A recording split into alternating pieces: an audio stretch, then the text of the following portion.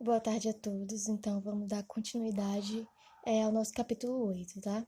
Eu já falei basicamente de tudo isso daqui na aula passada, mas eu quero reforçar com vocês porque eu quero que vocês façam, depois dessa aula, a página 73, tá? Que tem tudo a ver sobre esse conteúdo, que é para finalizar, pra gente finalizar esse capítulo, tá? Beleza. Então, o que é que a gente não pode esquecer desse capítulo? São os pontos-chave, né, do capítulo 8, que fala sobre os números racionais. A gente não pode esquecer dessa regrinha aqui, ó. Por exemplo, a regra dos sinais para divisão, né? Ou seja, quando eu tenho sinais iguais, o meu resultado vai ser positivo. Então, por exemplo, aqui, pessoal, se eu tenho uma fração que é se eu tenho uma fração que é mais 7 sobre mais 2. Ó, essa fração aqui, ó, usando a regrinha de sinal, essa fração ela vai ficar o quê? 7 sobre 2. E quando é mais, eu nem preciso colocar o sinal de mais, é apenas o 7 sobre 2. Tá, e se eu tenho menos menos? Vamos lá. Menos 7 sobre 2 vai ser igual a mais 7 sobre 2, pela regra, né? Que vai ficar o 7 sobre 2 também, ok? Então, se eu tenho tanto, se eu tenho menos, mais, vai dar mais, quanto eu tenho menos, dividido por menos, que vai dar mais. A gente viu aqui o exemplo. Tá, e se a gente tiver sinais que são diferentes? Por exemplo, aqui, se eu tiver o menos 3 sobre mais 2, né? Que é esse caso aqui, ó. O meu resultado vai ser o quê? Vai ser menos por mais, ou seja, menos dividido por mais vai dar menos. Então, vai ficar menos 3 sobre 2, tá ok? E se eu tiver aqui, pessoal, se fosse mais 4 dividido por 2, por menos 2, né? Vai dar quem? Vai dar, vamos fazer só a regra de sinal, tá? Vai ficar menos 4 sobre 2. Nem vou fazer essa divisão aqui, eu já quero deixar na forma de fração mesmo. Então, ficou quem? Ficou. Isso quer dizer que se eu tenho um número desse tipo, é porque ele veio ou dessa expressão aqui ou dessa, tá ok? Beleza? Continuando aqui, ó. Eu também tenho que recapitular que uma fração, ela nada mais é do que uma divisão, tá ok? Divisão de dois inteiros. Beleza. Então, aqui, ó, eu tenho exemplo de fração aqui, que é a divisão do 7 por 2. Eu tenho um exemplo de fração aqui, que é a divisão do 3 por 2. E eu tenho um exemplo de fração aqui, que é a divisão do 4 por 2. Tá ok? Eu também tenho que lembrar que eu posso vir de uma fração para um número decimal, efetuando a divisão. Eu posso vir também de um número decimal para uma fração, certo? Como é que eu venho de uma fração para um decimal? Eu divido, né? Eu divido 1 por 2, que vai dar 0,5. E se eu quiser vir de um decimal para uma fração, o que eu tenho que fazer? Eu tenho que correr a vírgula para a direita e adicionar um zero embaixo, né? Aí depois eu simplifico, né? No caso aqui por 5 e aqui por 5, que vai dar 5 dividido por 5 é 1 e 10 dividido por 5 é 2, tá ok? Então, eu posso tanto vir de uma fração para um decimal, quanto de um decimal para uma fração. Isso aqui vocês têm que treinar, tá? Essas duas passagens, porque vai ser muito importante para vocês, tá ok? Até mesmo para quando a gente for para a questão de comparar, é importante saber essas regrinhas aqui. Tá, a gente também tem que lembrar do que é oposto, do que é simétrico. Isso aqui, pessoal, quando eu falo de número simétrico ou número oposto, que é a mesma coisa, eu estou falando de números que têm os sinais que são contrários. Ó, eu coloquei o exemplo aqui, eu coloquei o 3 sobre 2 positivo, que é simétrico ao 3 sobre 2 negativo. Ó, o sinal bem aqui, ó, de menos, e aqui que não tem sinal, eu sei que é mais, né? Ele não tem sinal, eu sei que é mais. Então, ó, esse número é simétrico a esse, porque um é positivo e o outro é negativo. E se fosse um negativo primeiro? Também a mesma coisa, o outro teria que ser positivo, né?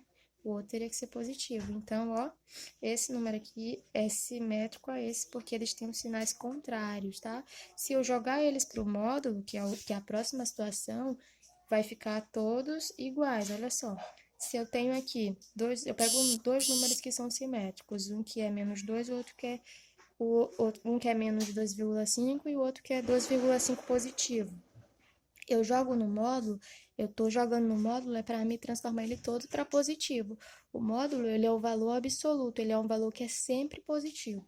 Se tu joga no módulo um número que ele é negativo, ele automaticamente vai sair positivo. Só que eu nem preciso colocar o sinal, que ele é positivo, né? E se eu jogo um positivo, ele também vai sair positivo, tá? Encare o módulo como se fosse uma caixa de coisas positivas. Você joga lá um número, seja ele positivo ou negativo, e ele vai sair sempre positivo. Beleza? Agora eu vou falar de comparação. Como é que a gente pode comparar números? A gente pode comparar. Primeiro, a gente sabe que a gente vai ter números que são positivos e números que são negativos. Então, ou a gente vai comparar negativo com positivo, ou a gente vai comparar negativo com negativo, ou a gente vai comparar positivo com positivo. Vocês concordam comigo? Para a gente comparar, a gente tem que ter no mínimo duas coisas, né? No primeiro caso aqui é um negativo e um positivo. Tá, toda vez que eu tenho um negativo e um positivo, sempre o positivo vai ser o maior. Eu vou dar um exemplo aqui que eu nem coloquei. Por exemplo, se eu tenho 2,5 e eu tenho menos 3,4. Ó, se esse aqui é positivo, ele vai ser o maior, então a abertura é para ele. E se eu tenho aqui, ó, vamos ver uma fração, um exemplo com fração.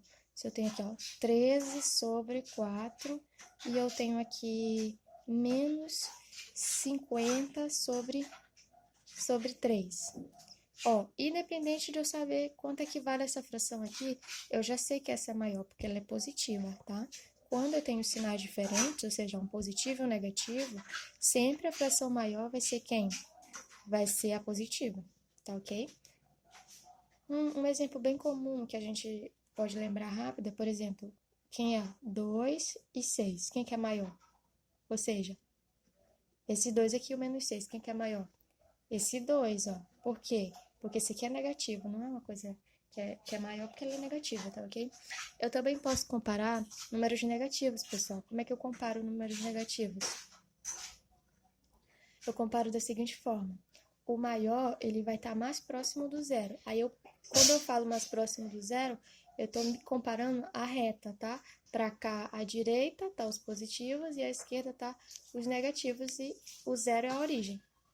Beleza, então aqui, ó, eu tenho aqui, ó, menos 3,5 e o menos 4,3. O mais próximo do zero é esse daqui, ó. Se eu fizer uma reta aqui, ó, eu vou ter o zero aqui, eu vou ter o menos 3,5 aqui e o menos 4,3 aqui. O mais próximo do zero é esse aqui, então ele é o maior. E aqui, pessoal? E se eu quiser transformar para fração, basta eu correr uma casa para a direita, jogar o 10 no denominador. Correr uma casa, né, já que é só uma casa decimal, então o 10 no denominador. E fica a mesma situação, tá? Esse continua sendo maior. Beleza, e aqui eu tenho o menos 5,2 e o menos 2,7. Esse aqui está mais próximo do zero, então é por isso que a abertura tá para ele. Tá me dizendo que esse aqui é maior que esse, tá ok? Transformando para fração, ocorre a mesma situação. Beleza, e se eu tenho um número que é positivo e número que é positivo e quero comparar? O maior, ele vai estar mais distante do zero. Eu posso pensar também assim, pessoal, ó, se eu tenho um 2 e um 4, quem que é maior? O 4. Os dois são positivos, então eu não penso muito, eu já sei que o maior é o 4. Então, a mesma coisa aqui, ó. Quem que é maior aqui, ó? O 9,3 ou o 4,5? O 9,3, porque ele está mais distante do zero, tá? Ele é maior. E aqui, transformando para fração também vai ser a mesma situação. A gente já sabe, eu só fiz esse exemplo aqui, a passagem, né, de um decimal para fração e de um decimal para fração. Beleza, e se eu tiver aqui, ó, eu coloquei mais dois exemplos, eu coloquei o 2,4 e o 10,2. Esse aqui é maior, né? Porque é 10, esse aqui é 2, então esse aqui é maior. E se eu tiver aqui, pessoal, olha só, a diferença aqui é a posição da vírgula, ó. A vírgula tá aqui, eu tenho 35,2 e aqui eu tenho 3,52. O maior vai ser o 35, né, pessoal? 35,2. Quando eu transformo para fração, por que que aqui ficou 10 e aqui ficou 100? Aqui ficou 10 porque eu só tenho uma casa decimal. Aqui ficou 100 porque eu tenho duas casas decimais, tá? Eu só deixei na forma de fração, mas se eu quisesse comparar os dois na forma de fração, eu tinha que transformar isso aqui, ó, para uma base 10, tá? Ou seja, um denominador 10. Mas não vem ao caso, porque a gente já tem o número em forma de decimal, então já dá pra gente comparar.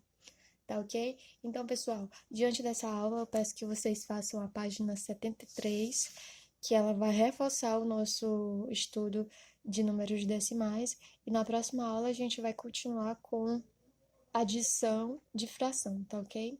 Abraço a todos e é isso. A gente vai ficar por aqui hoje, tá bom?